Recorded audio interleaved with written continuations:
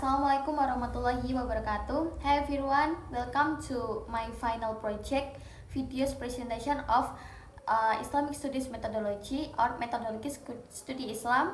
My name is Nana Nafira Adisa, and today I'm going to share a comprehensive summary of our learning journey through this semester, conveying all 13 meetings from the very beginning to the end. The purpose of this video is to connect and logically synthesize each topic to show how Islamic studies break text and modern reality. Okay, we start to our first meeting by defining the academic framework of Islamic studies.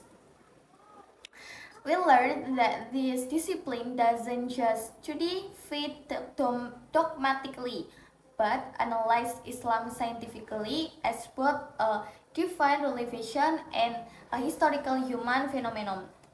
And then the second meeting, we learn about the foundational concept of religion. In the second meeting, we explore the concept of religion etymologically. It means obedience, and terminologically, it's a system regulating faith, worship, and human relations. We discussed that religion functions as a guide of truth, a search of morality, and tool for social engineering to create positive change like gender equality. And then for the third meeting about the dimension of Aqidah.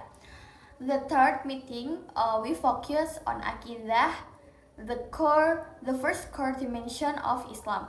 Aqidah is fundamental theological foundation rooted in Tawhid, or the oneness of God, which serve as a absolute basic for all human behavior. And the fourth meeting, the dimension of Sharia. In the fourth meeting, we study Sharia, the second dimension of Islam. Sharia provides the legal and ritual rules in Islam, which are divided into Hablum Minallah and Hablum Minallah for ritual worship and Hablum Minanas for social and public relations. We learn that Sharia is highly flexible and dynamic. We going to the fifth meeting about the dimension of akhlak. The fifth meeting convert akhlak the third dimension in Islam. Akhlak is the practical manifestation of faith and law in daily life, emphasizing universal moral values such as honesty, humility, and justice. And then in the sixth meeting, we discuss about the core source of Islam, Quran and Hadith. In the sixth meeting, we examine the primary source of Islam law.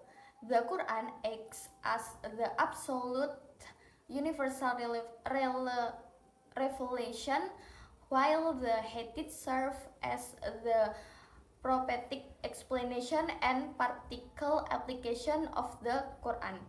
And then in the seventh meeting about secondary source of Islam, Ijma and Qiyas. The seventh meeting dealt with secondary source use when explicit texts are absent. We studied Ijma, which is the consists of Islamic scholars, and Qiyas, which use analogical reasoning based on a shared legal reason of ilat. In the eighth meeting, we discuss about research on religion versus religion practice. In the eighth meeting, we learn the crucial designation in research methodologies. Research on religion use a normative theological approach to study scarce texts and core doctrines, while research on religious practice use empirical social science to study how Muslims actually behave.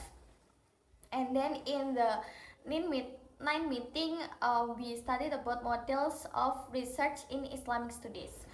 In 9 meeting, introduce various academic research models. We explore how scholars analyze Islam phenomena using historical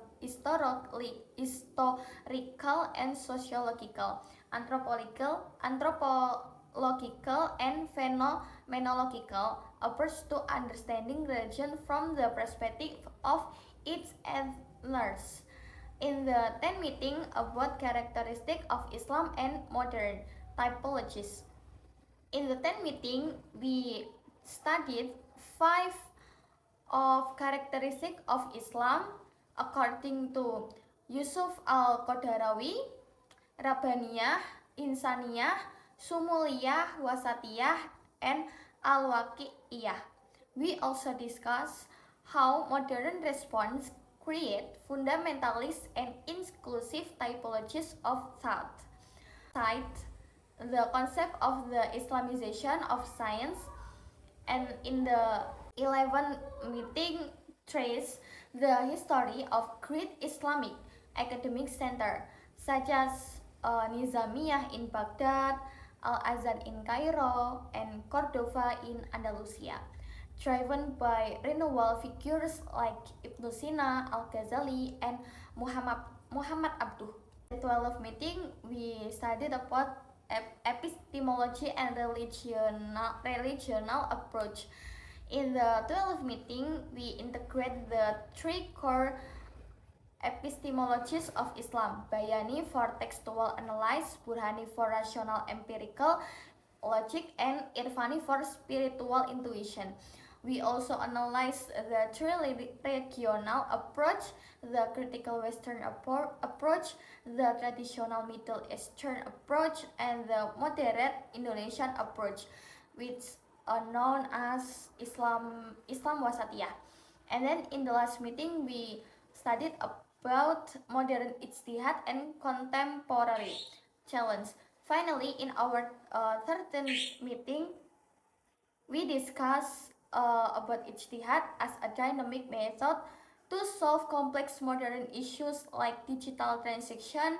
We examine how modern ijtihad face internal challenges like rigid textualism and external challenge in secularism and climate change, requiring scholars to use flexible reasoning to keep Islamic law relevant. In conclusion, the main takeaway from all 13 meetings is that Islamic studies is a beautifully dynamic field where methodology connect absolute values with an ever-changing world, reflecting on these semesters.